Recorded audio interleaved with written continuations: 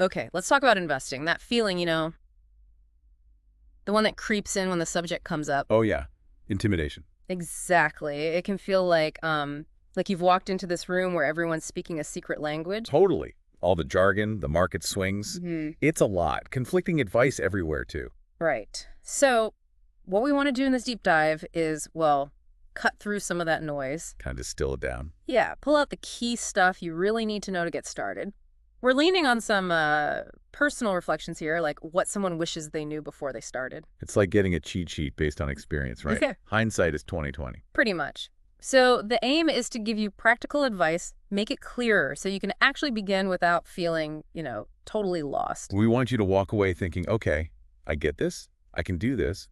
Less uncertainty, more confidence to take those first steps. So first things first, what's the big one? Almost always it comes back to time, starting early. Absolutely.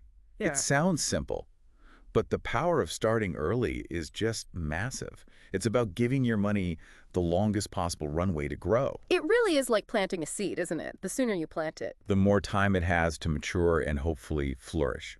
And you don't need a fortune to start. That's a key thing. Yeah, that's a big hurdle for people thinking they need thousands. But we're talking small amounts, consistently. Right, like maybe $10, $50 a month, something manageable.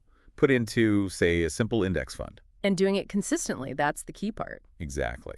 Over the long haul, even those small bits can really add up. Which brings us to why they add up so much.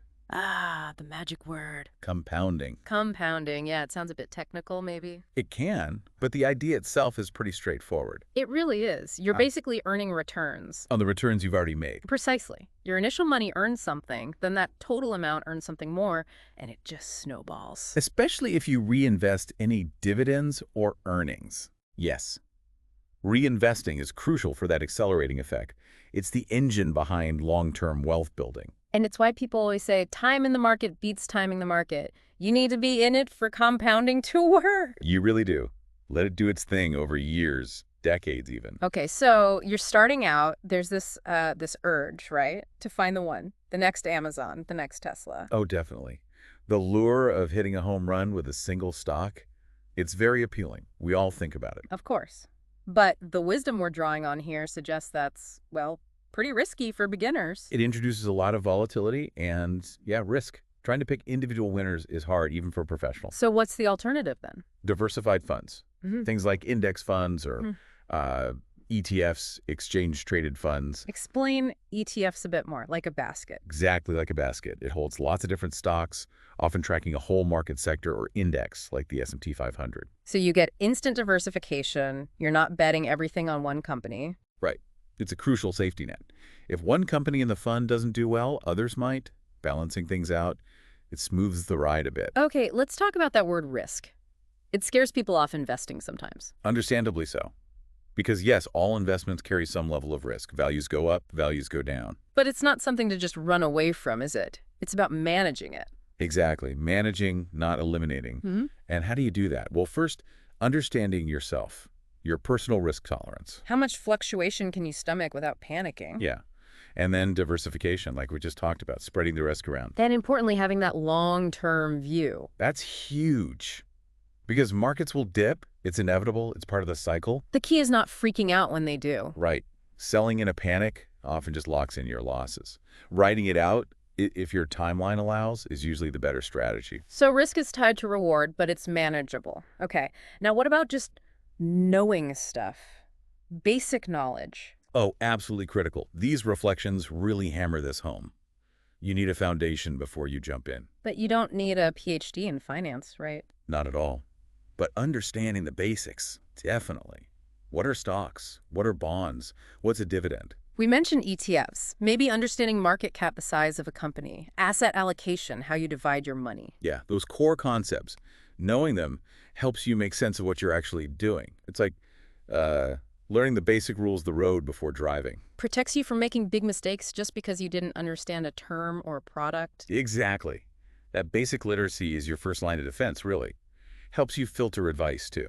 Okay, so you've got some knowledge, you've got a plan, but then your own brain gets in the way. The emotional roller coaster.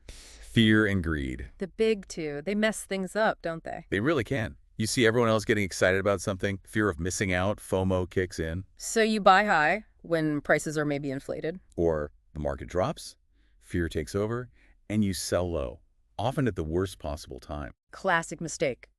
Buying high, selling low. How do you fight that? Having a plan, a solid, written down investment plan based on your goals and your risk tolerance, And sticking to it. and sticking to it.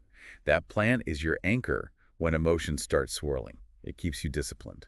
Okay, something else easily missed, especially by beginners. Fees and taxes. Yes, often overlooked, but they can have a surprisingly big impact over time. You mean like the fees charged by the funds themselves? Read it. Expense ratios? Exactly. Those small percentages, maybe 0.5% or 1%, they seem tiny. Hardly noticeable month to month. But compounded over 20, 30 years, they really drag down your overall returns. And taxes, too.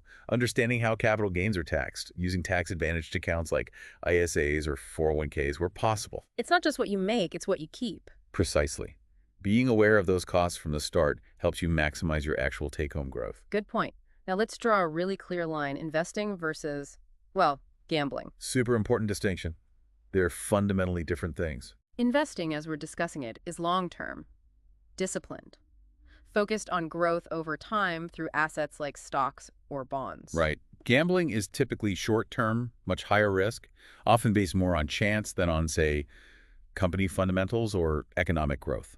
So be wary of things that sound too good to be true. Get rich quick. Definitely. Promises of huge, fast returns with little risk, huge red flag.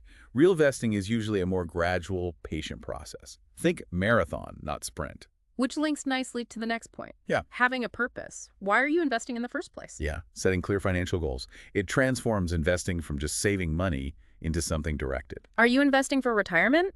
A house down payment?